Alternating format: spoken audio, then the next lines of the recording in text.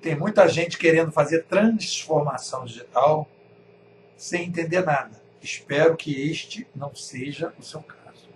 Começamos hoje a terceira temporada com a leitura de A Terceira Onda, do Steve Case.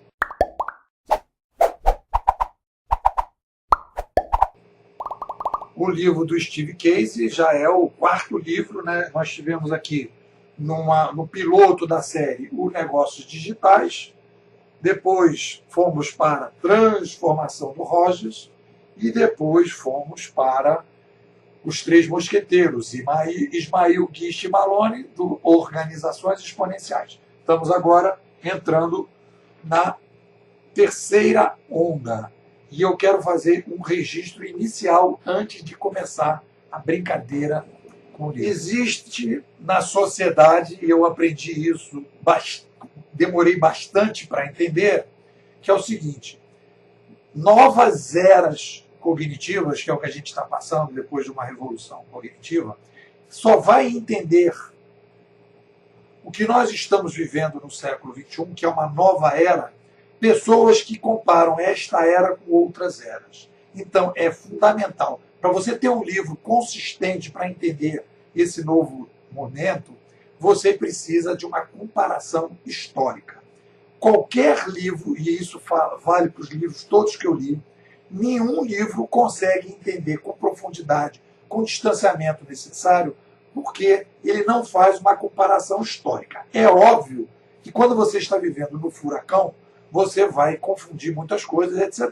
Então, exatamente por causa disso, que você tem a necessidade, todos os autores mais brilhantes, mais interessantes, mais profundos, que vão entender o novo cenário, são autores que fazem comparações com o passado. Outro dado fundamental é a análise filosófica, porque o papel dos filósofos é caminhar nas mentalidades. A ferramenta do filósofo é o trabalho com mentalidades. Os filósofos analisam as mentalidades, brincam com mentalidades, dormem com mentalidades, vão jogar bola com mentalidades. Então, eles trabalham o tempo todo e eles analisam as mentalidades da sociedade e percebem e sugerem novas mentalidades. Vou te dar um exemplo claro. Quando a gente surge a prensa, aparecem alguns filósofos, o principal dele é o Descartes, que vai fazer um livro chamado Discurso do Método. Então, ele vai perceber que a gente tem uma maneira de pensar religiosa que, para a gente entrar num mundo mais científico, você precisava criar um modelo mais científico para você poder trabalhar. Então, ele vai atuar sobre uma espécie assim de mecanismo geral para passar de uma mente religiosa para uma mente mais científica. E aí ele vai fazer o discurso do método, e é esse discurso do método que vai embasar todo o trabalho que vai ser feito depois para o desenvolvimento científico das revoluções industriais e da passagem da Idade Média para a sociedade contemporânea. Então, quando a gente vai falar de querer entender o século XXI, nós temos que colocar duas ferramentas fundamentais: a história e a filosofia. Muita gente vai dizer, depois, eu não quero entender o século XXI, eu tenho um problema, eu tenho que fazer a transformação digital, meu chefe me pediu para fazer a transformação digital, meu diretor me pediu para fazer a transformação digital, eu quero fazer a transformação digital.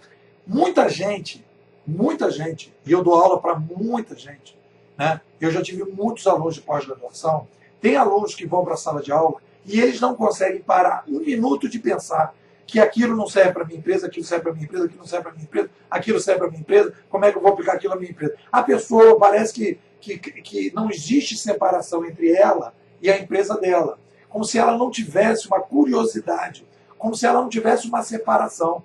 Então, quando a gente fala sobre essas coisas, e para quem que eu dou aula, e para quem que eu me esforço em estudar e fazer uma coisa bacana, para as pessoas inquietas, pessoas que conseguem se separar e conseguem se ver como pessoas que têm uma necessidade de compreensão para depois agir. Se você fica grudado dentro da sua organização, se não existe separação entre a sua organização e você só está preocupado em responder coisas objetivas, e se você não tivesse recebido essa missão de transformação digital e tivesse sido outro, seria muito melhor porque você vai fazendo, tudo bem.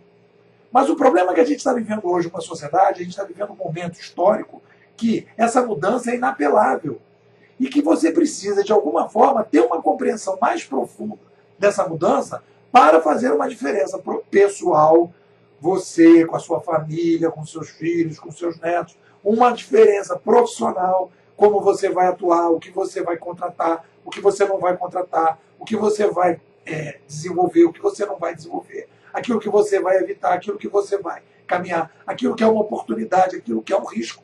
Tudo isso só vai conseguir ter condições de ter essa noção se você sair da mesmice. Então, o que acontece? E a gente vai chegar agora no quarto livro.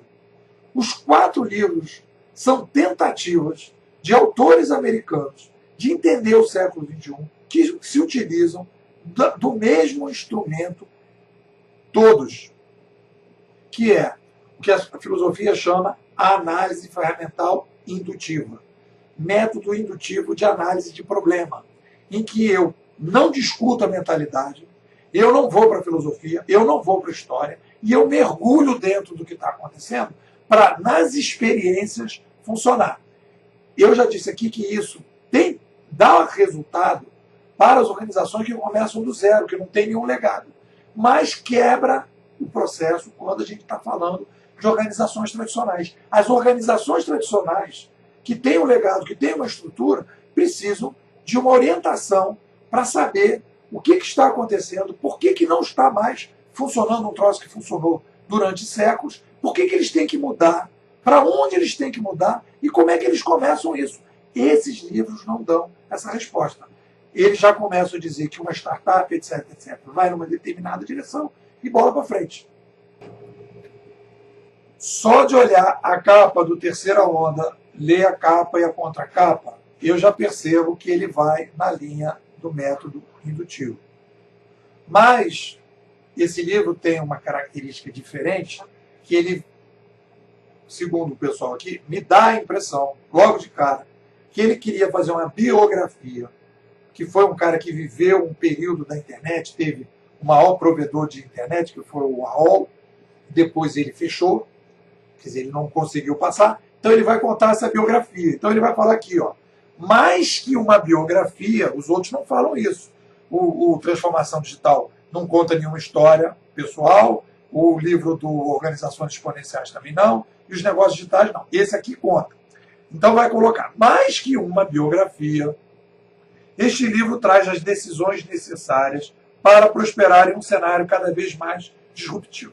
Me dá uma impressão, logo de cara, que o pessoal da editora deu uma forçada de barra para aumentar as vendas, porque esse livro seria assim, vamos fazer aqui um livro sobre a história da AOL, mas pô, vai vender? Então vamos colocar aqui uma história do tipo assim, olha, ele vai falar também do que vai acontecer e vai te dar uma instrução do que vai rolar. Aí você vai ver que a coisa sempre vai. Então na contracapa, o Buffett, ele diz, fiquei esperando para ler a história de Steve e não me decepcionei. Em sua carreira, ele é um exemplo de alguém que fez acontecer e traz lições importantes para todos os empreendedores. Então ele já considera isso aqui uma biografia. Então não tem nada de guia de transformação digital. Se aqueles outros, que o livro do Rogers é transformação digital, claramente um guia. Não é um guia. Ele tenta ser alguma coisa, mas não é um guia. Ele não dá o passo a passo. Beleza. Né? O livro Organizações Exponenciais também não é o guia. Ele está ali, faz assim, faz coisa, tenta acontecer, mas quando você vai limpar, você vê que é uma ferramenta importante para as novas organizações. Mas para as antigas, o cara fica ali perdido. E aí vai mais atrapalhar do que ajudar. E esse livro aqui é um livro que foi votado, a gente decidiu que ia ler, e o pessoal pediu para ler, então a gente agora vai analisar. Então, eu não sei até que ponto que ele não é um pensador, ele não está indo para a história, ele não está indo para a filosofia, ele vai contar a história da empresa dele, vai contar lá as coisas que aconteceram, etc. E diz então que existe a tal terceira onda. Pelo que a gente está vendo aqui da terceira onda, aqui na orelha, ele diz assim, ó, Temos aqui 3 obras em uma só, porque por ser uma combinação de autobiografia, biografia da internet e livro sobre o futuro da web, né? Vale de sua larga experiência como empreendedor e investidor para nos explicar como funciona essa nova era que estamos vivenciando, na qual veremos uma grande mudança de negócio e o renascimento do empreendedorismo que o autor chama de terceira onda. A primeira onda foi a da UOL, que foi o surgimento da internet. Ele já está falando só de web. Terceira onda é só web. Ele não está falando de digitalização da sociedade. Ele fala de 3 fases da web, né? Então é a terceira onda da internet, a terceira onda da web. Não fala de digitalização, de computador de grande porte. São 3 momentos da internet. Então ele fala, o primeiro momento são os provedores de acesso, que a UOL fazia parte. Na segunda, companhias como Google e Facebook. E a terceira onda, momento em que empreendedores utilizam a tecnologia para revolucionar o mundo real. Aí, para transformar o mundo real. Aqui então essa orelha aqui, eu não vou nem criticar a orelha, porque também você vai dizer, pô, foi um cara que escreveu, não vamos entrar. Então ele vai dividir, são 3 ondas da própria internet. Quando eu falei de 3 ondas, eu falei de computadores de grande porte, microcomputadores, internet, e agora a fase da curadoria, que já é uma outra leitura. Vamos nos aprofundar e tal, fazendo esses pequenos preâmbulos para a gente começar a terceira temporada com uma temperatura máxima. Fica ligado.